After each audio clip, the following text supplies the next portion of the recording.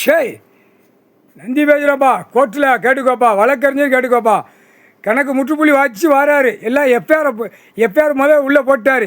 இப்போ கிரிமினல் உள்ள கணக்கு முடிக்காரு. கிரிமினல்னால் என்னன்னு தெரியுதா?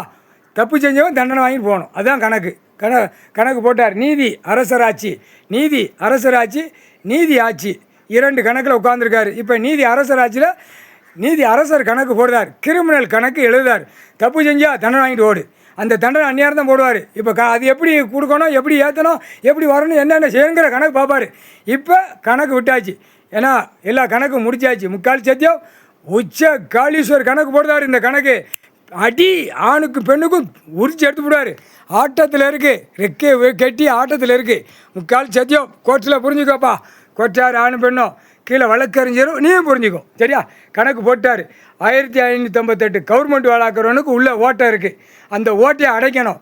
ஓட்டையை அடைச்சிட்டு உள்ளே தூக்கி போடணும். புரியுதாப்பா? வழக்கறிஞர்கள் பூரா புரியுதா இல்லையா?